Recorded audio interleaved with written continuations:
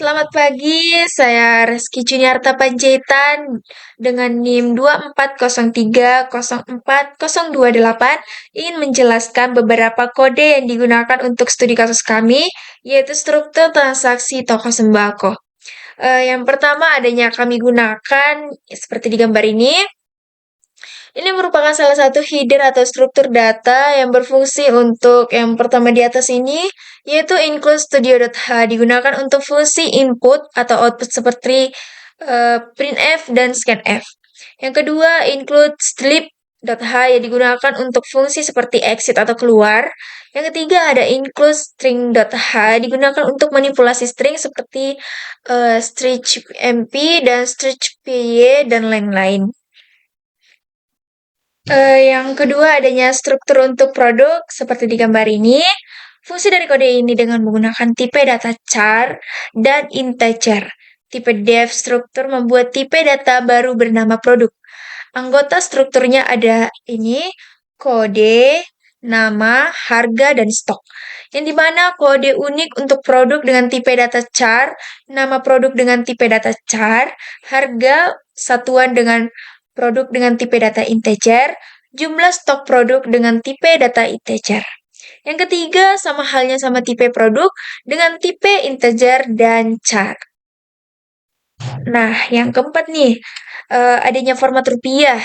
Yang dimana pada format rupiah ini digunakan untuk memformat angka menjadi bentuk mata uang rupiah, seperti menambahkan tanda titik sebagai pemisah ribuan dan akhirannya, koma 00 di akhir angka.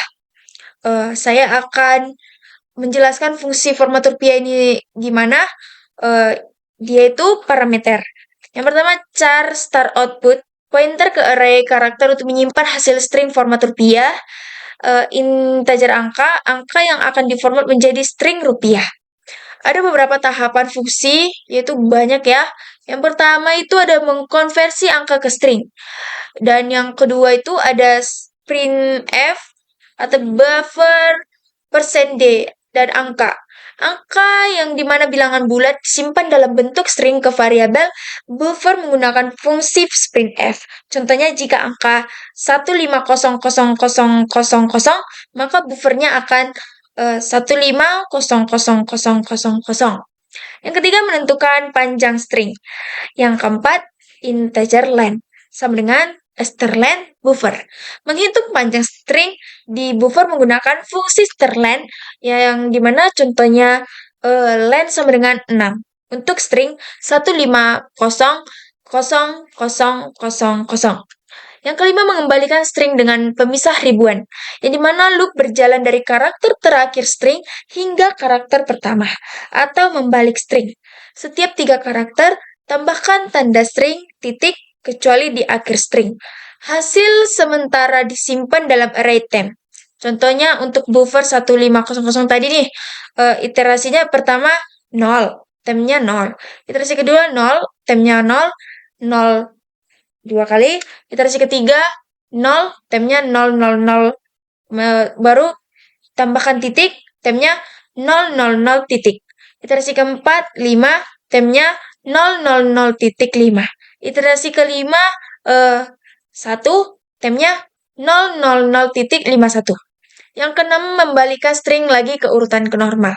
String dalam bentuk temp dibalik lagi agar kembali ke urutan normal dan disimpan dalam output. Contohnya temp sama dengan 000,51 akan mengeluarkan output sama dengan 15,000 atau 15.000.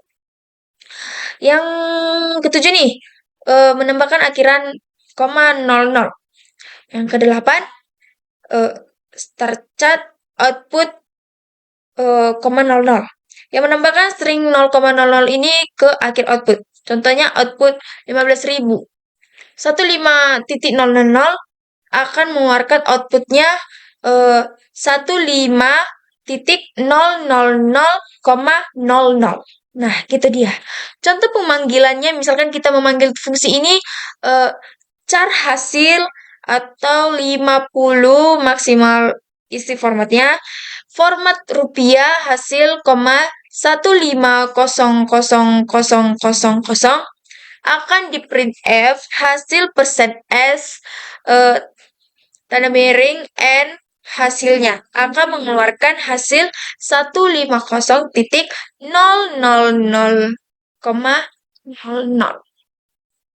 Penjelasan logika utamanya ini yaitu angka diubah menjadi string.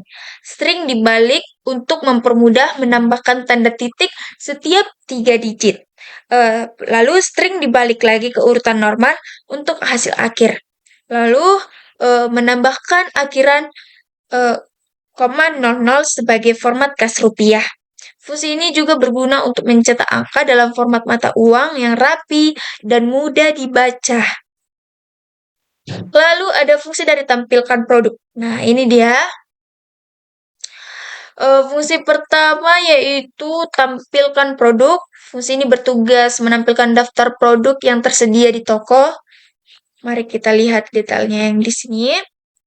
Fungsi ini menerima array produk dari jumlah produk sebagai parameter. Header tabel ditampilkan dengan format tertentu menggunakan printf. Kemudian untuk setiap produk harga di format menggunakan fungsi format rupiah. Informasi seperti kode produk, nama produk, harga dalam rupiah, dan stok ditampilkan dalam bentuk tabel. Nah, ini dia output contoh tabel produk yang ditampilkan. Lalu ada fungsi cari produk, yang di mana diagram alur proses pencarian kode produk ini, yaitu seperti di atas. Fungsi berikut adalah cari produk. Fungsi ini digunakan untuk mencari produk berdasarkan kode yang dimasukkan oleh pengguna, yang dimana fungsi menerima array produk, jumlah produk, dan kode yang ingin dicari sebagai parameter. Baru program menggunakan strip MP untuk membandingkan kode yang dimasukkan dengan setiap kode produk di daftar. Jika cocok, indeks produk dikembalikan. Jika tidak, fungsi akan mengembalikan nilai -1. Lalu ada fungsi simpan ke file. Tampilan fungsi file laporan transaksi yang berisi hasil transaksi, yang berfungsi untuk mencatat laporan transaksi ke dalam file teks bernama, di mana fungsi ini menerima data keranjang belanja, jumlah item, total belanja, jumlah pembayaran, dan kembalian. Format data yang ditulis ke file produk meliputi kode produk, nama produk, harga produk, jumlah yang dibeli, dan total harga. Total belanja, pembayaran, dan kembalian juga dicatat dalam format rupiah. Jika file gagal dibuka, program akan memberikan pesan error dan menghentikan proses. Kemudian ada fungsi dari produk yang dibuat. Nah, ini dia. Bagian inti program terdapat pada fungsi main. Yang pertama, kita mendeklarisasikan daftar produk yang tersedia, lengkap dengan kode produk, nama produk, harga produk, dan stok produk. Daftar ini akan digunakan untuk proses transaksi. Tabel awal produk yang ini, produk yang telah diinisialisasi ditampilkan ke pengguna menggunakan fungsi tampilkan produk. Loop while untuk proses input kode produk. Dapat menambahkan atau pengguna dapat menambahkan produk ke keranjang belanja dengan memasukkan kode produk. Program memverifikasi kode menggunakan fungsi cari produk. Jika valid, pengguna diminta memasukkan jumlah yang ingin dibeli. Kode untuk memeriksa stok. Jika stok mencukupi, produk ditambahkan ke keranjang. Jika tidak, produk memberitahu pengguna bahwa stok tidak mencukupi. Nah, itu dia ya. 3 gambar di layar Anda. Kemudian fungsi dari pembayaran dan kembalian, yang mana bertujuan memastikan bahwa pembayaran yang dimasukkan oleh pengguna mencukupi total belanja, dan memastikan bahwa pembayaran yang dimasukkan oleh pengguna mencukupi total belanja, dan menyimpan data transaksi ke dalam file teks laporan transaksi. Cara kerjanya sangat mudah ya. Yang pertama, program meminta pengguna memasukkan jumlah uang pembayaran melalui fungsi scanf. Yang kedua, jika pembayaran kurang dari total bayar, program menampilkan pesan bahwa uang tidak cukup. dan pengguna diminta untuk mengulangi input. Yang ketiga, ini diulang hingga pembayaran sampai terbayar. Yang keempat, program meminta pengguna memasukkan jumlah uang pembayaran melalui fungsi scan. Yang kelima ada jika pembayaran kurang dari total bayar, program menampilkan eh, pesan bahwa uang tidak cukup dan pengguna diminta untuk mengulangi input. Yang keenam, proses ini diulang hingga pembayaran sampai ke total bayar. Yang ketujuh, daftar produk yang dibeli.